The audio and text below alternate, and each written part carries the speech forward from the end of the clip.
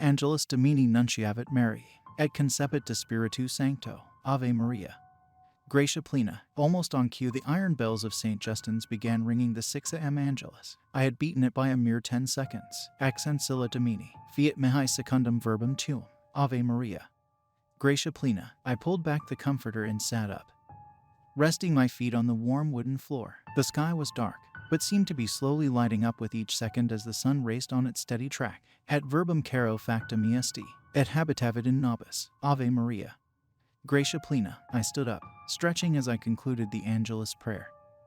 Always my first of the day. The warmth of the floor inevitably meant CK had started a fire in the wood stove. I made my way downstairs to see if I could return the favor by fixing our breakfast. I was in luck to accomplish my good deed as I could see CK sitting in the living room next to a nicely roaring fire. Having dozed off while reading a book, I chuckled to myself as I debated waking him, but figured the smell of a good breakfast would be a more pleasing thing to wake up to than your associate exorcist tapping you on the shoulder. I made my way to the kitchen and started working on that great bulwark of all breakfastum: bacon, eggs, and potatoes, with a pot of coffee to boot. Father Kelly and I had been at work together for around a month at this point. The fervor of my arrival had abated.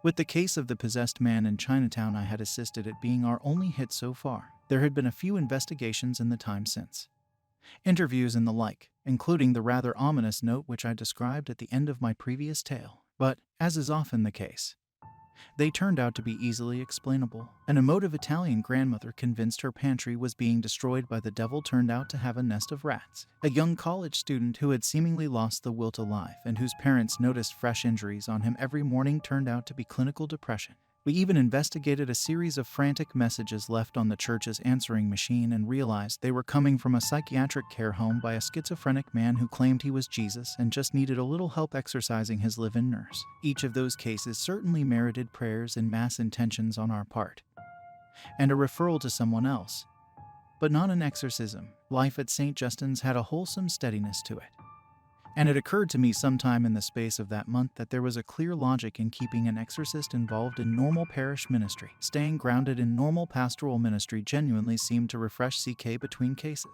His relationship with the members of the parish was genuine, a stellar example of the real spiritual fatherhood which priests are supposed to embody. I began to realize that many of the parishioners had some story to tell about CK, how he had encountered them in different circumstances and somehow changed their lives for the better. But they hadn't quite gotten around to giving me the details of those stories. However, I was most excited by how welcoming everyone had been to me so far. As those thoughts stirred around in my mind, I called to mind another feeling which was pervading my mind.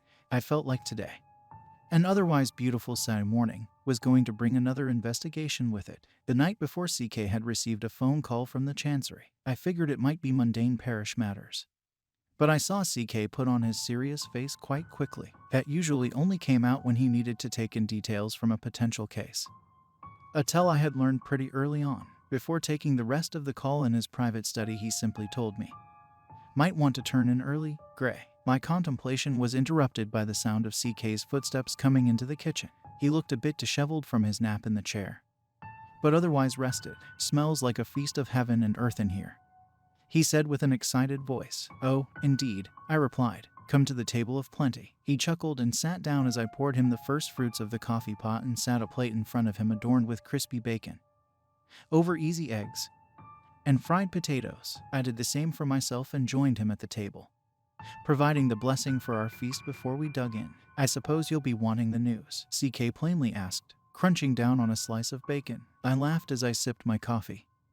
"I'm all ears." Business was no cause for CK slowing down as he recounted our newest assignment between bites of food. Yesterday's call was from the bishop himself. Surprisingly, I was taken aback. Normally a case call would come from one of his assistants in the chancery, the vicar general or some old deacon doing office work in his retirement. CK, of course, could seemingly read my thoughts by the look on my face. "Yeah, kid.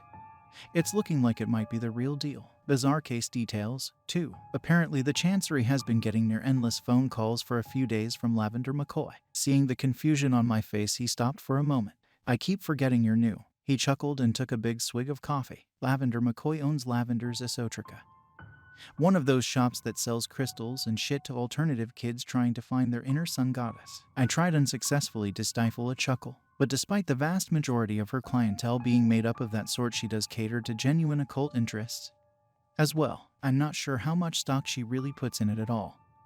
But anyone around her dealing with the occult and needing supplies, herbs, books, materials, they'll all go there. So, she's had some change of heart. Now hang on a second, he replied, scarfing down a forkful of potatoes. I'm still in the middle of the story. So last night the bishop is walking back to his residence at the cathedral when who does he see waiting at his door but Lavender McCoy? And not exactly in a change of heart mood, either. She wasn't trying to start something. Was she? No. Nothing like that. She was distraught, actually, said through gritted teeth that she normally wouldn't give a damn to speak 2 words to you, her words. Of course. But there wasn't anybody else she felt like she could approach. Well, suffice to say it was something in our purview. That's about it. I paused for a moment. So, nothing else. No case information. Oh, of course not. CK rolled his eyes as he finished his last bite of egg. God knows why she went all the way to the middle of downtown to harass the bishop. Her tea-chach shop is just down the way and we've run into each other more than once. What are we supposed to do? Then, on the rare occasion the bishop himself has to pass something on to me directly, he likes to play a game of detective. Never gives me a word about the case itself. Has me investigate the claimant, get the story, and then compare it with his own report to see if it matches before anything gets rolling. Apparently putting one extra cog in the paperwork machine is his price for being bothered. CK stood up, giving me a firm pat on the shoulder as he walked his dish over to the sink. Get your uniform on, Gray. We're headed to Lavender's Esoterica. As we closed the formidable front door of the rectory, the sun had just come over the horizon to illuminate an uncharacteristically warm October morning. Though urban, the neighborhood which St. Justin's occupied was a few blocks short of any particularly tall buildings, meaning that we were always able to bask in that initial morning glory. Another benefit to our location was that driving was only a factor in some case which took us beyond our, or rather, CK's walking ability. Though elderly, he was quite spry.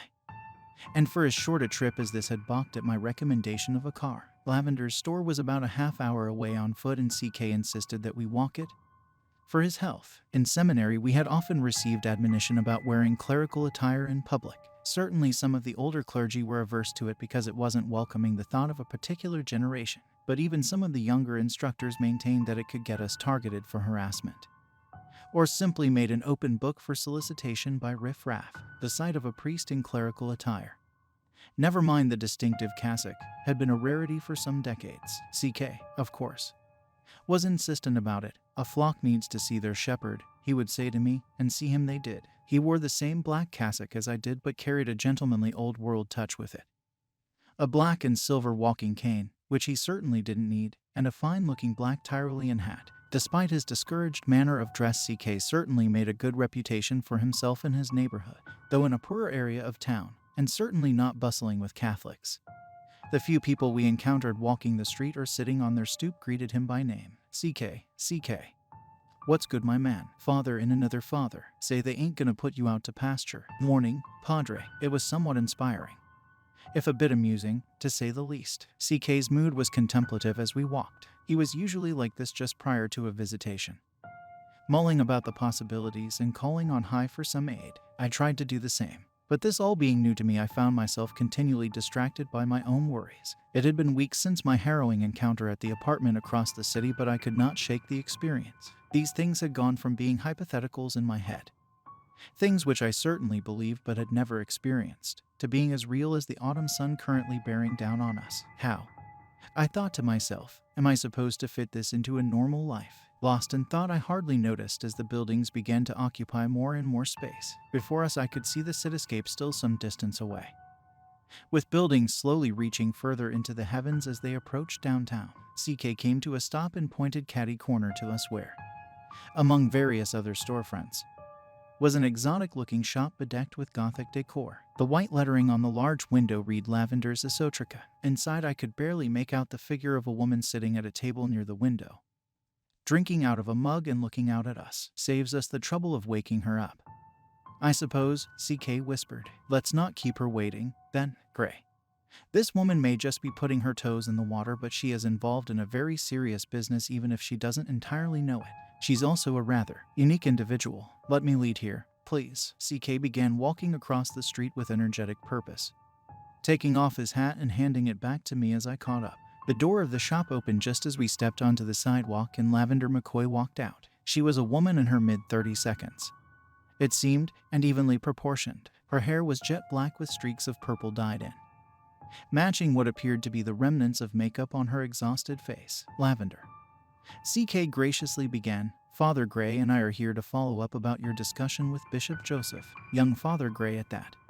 She replied with a tone of skepticism, at the same time giving me a very obvious once-over. If it weren't for the hair, I'd say he was trying to skip class at Holyrood Academy by pretending to be a priest. You know me, CK responded with an air of humor.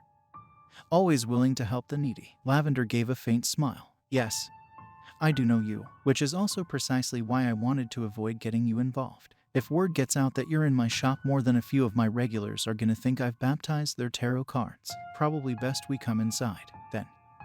Lest anyone get the wrong idea. Lavender sighed and ushered us in, locking the door behind us and drawing the few curtains she could. The inside of Lavender's Esoterica smelled faintly of incense, though not exactly the variety one might use in mass.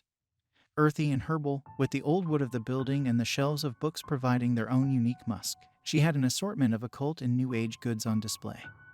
Beautiful rocks and gems, crystals of all varieties, charms, bulk herbs, and the aforementioned shelves of books. A few tables and chairs lay scattered about the room, including one with a decorated crystal ball. As Lavender arranged a few chairs just out of view of the window, she noticed my curious glance. Looking to take up scrying in your spare time? I looked back at her, catching the faint smirk on her face. Even CK seemed to take some amusement in the question, likely anticipating her behavior. Somehow the realization that I was indeed a priest standing around in an occult shop managed to suddenly befuddle me. Just appreciating your ball. Young Father Gray is still rather new to the field. CK coyly played along. I haven't quite gotten him as far as the mechanics of your Esoterica. Lavender laughed, pulling out a final chair for me and motioning for us to sit down. Not sure that I buy scrying, but it brings in the clients for Madame Dabrowska's clairvoyance every Wednesday. Lavender's face suddenly became serious. Seances with the dead every Friday, too. She broke into a laugh, seeming to revel in how uncomfortable I probably appeared. CK, seemingly able to see through the facade of humor she was putting on, got right to the point. Lavender, he comfortingly began, I know something is troubling you. I can see you're exhausted. We're not here to cast any judgment on your store, or your craft, or your clients. We just want to help. CK looked over at me, taking a cue. I reassured her. Miss Lavender, please, tell us what's happened. Lavender took a deep breath, biting her lip for a moment before she recounted her story. I thought if I went to the bishop he could do something himself. Anyone raised Catholic knows when you want something actually done, the bishop is the one to do it. I noticed a curious pensiveness come over CK's face for a moment. I told him this whole story and he told me he'd have someone look into it, but then I needed to go to the police as well. But I'm not doing that.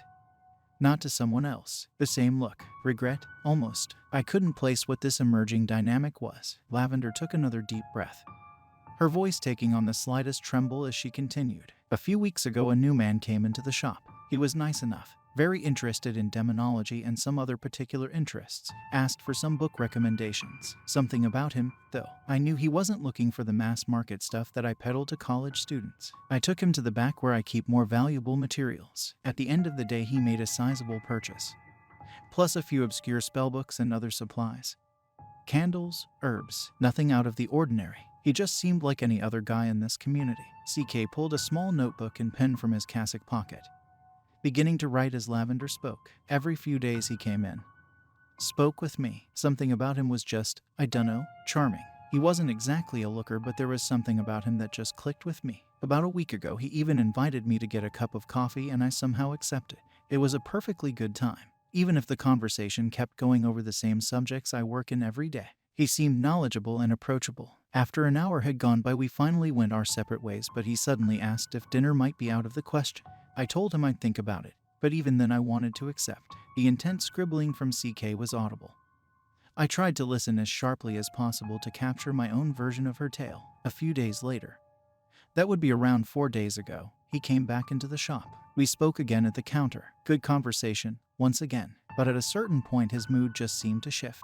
Not in a bad way, just intensely. This feeling came over me. a tingling, almost, or an energetic charge. Sounds rich coming from someone doubtful about all this in the first place. She gave an exasperated laugh, seemingly to relieve the anxiety which grew in her with every moment of the story. He looked into my eyes with this intensity and said such beautiful things about me, that I was special, that I had a gift. I noticed CK had stopped writing and was looking up at Lavender. One eyebrow cocked. After a moment he looked down and continued writing. He said that from the first moment he saw me he knew that he could help me to hone it, to genuinely come into my own. Normally I just dismissed that along with the other new age whack that people try to say to me, but it felt so different coming from him. It felt real. She paused for a moment. What did he ask you to do? CK hoarsely inquired. He just asked me out to dinner again. Said we could go to his place after I closed. I couldn't find it in myself to say no. Of course I had to accept. He was just perfect for you, I asked. Lavender nodded. I could see her eyes becoming dewed. After I closed that night he met me and we just started walking to his place. We didn't even converse that much. I just felt like I was on autopilot. We walked down the streets aimlessly. How long? I don't know. It seemed like a fog came over my mind and my sense of direction. Even the normal light of the city seemed to make way for real fog, which became darker. Finally, I found myself in front of some random house.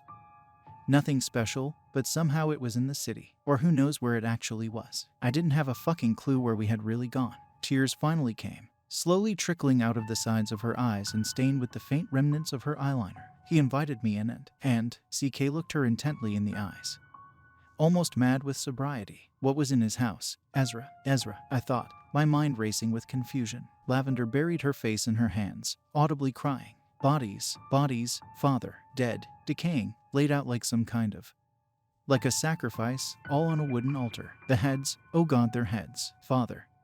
They were on the corners of the altar. Women, 4 of them. My heart was racing, threatening to beat out of my chest. And in the room, somehow beyond what I could see, but still they're all the same. I don't know, something. Things evil and monstrous. Several feet tall and robed in black hoods with faces made of horrific animal skulls dripping with blood. Holding knives and bony, bloody, serpentine hands. And the man, oh God. She was sobbing at this point, overcome with terror and trembling. My hands were icy and wet. I suddenly saw through him. And he wasn't a man, wasn't anymore. He was bestial, monstrous like them, but hiding it all behind his face. And he just stared at me with lifeless eyes as he beckoned me forward, and I couldn't.